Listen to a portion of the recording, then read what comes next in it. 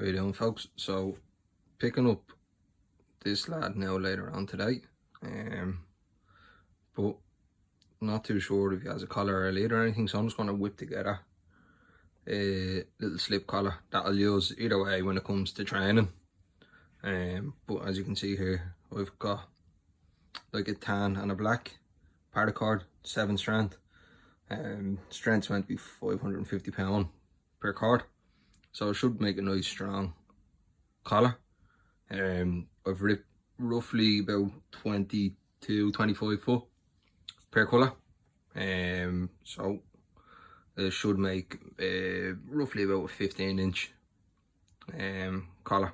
So let's have a look.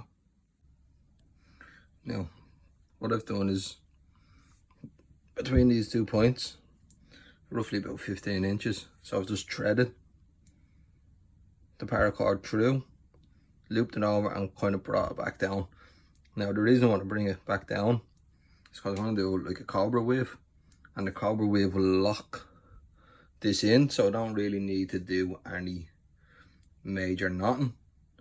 But I might just stick just a normal knot in here, just to stop it sliding while I'm trying to work with it. But yeah, that's roughly going to be the size of the collar.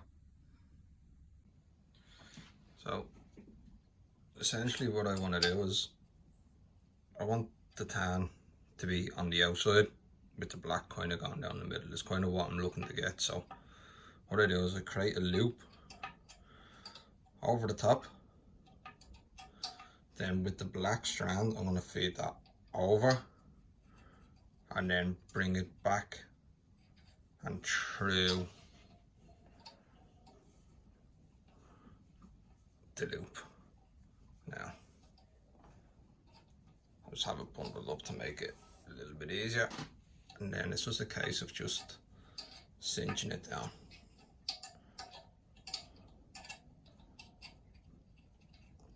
Now just tighten that up, and then you just repeat on the opposite side. So create the loop, feed it over, feed it under, and then just pull all that excess through. And then all you need is a little bit of time in your hands and just work through it.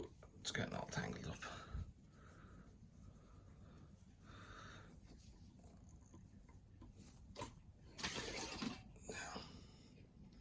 And then again, you just want to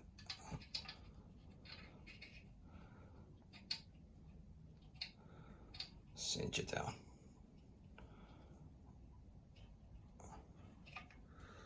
Okay, the old jig here is what I use for creating the snares. It's not the sturdiest. I usually have a line down, but flip it over, feed it through,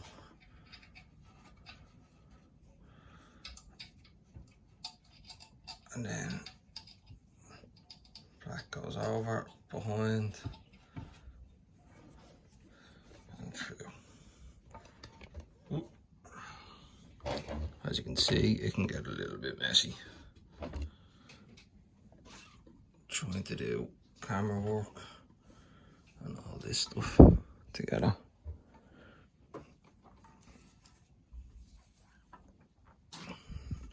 So I'm going to pause it there because you should roughly have the idea, and I'll come back. I'll probably be about halfway through. So as you can see, roughly about halfway through there, at about 10 minutes, so it doesn't take a lot of time at all. But the nice thing about the cobra wave is, don't worry about these, I'll singe them down. But on this side you've got the tan with the black, but on the other side then you get the reverse, so you can literally use the collar either way. Still looks nice and neat. But nearly there, about halfway. So I'll keep going and then come back once it's finished. So that's the finished article there. It's exactly 15 inches.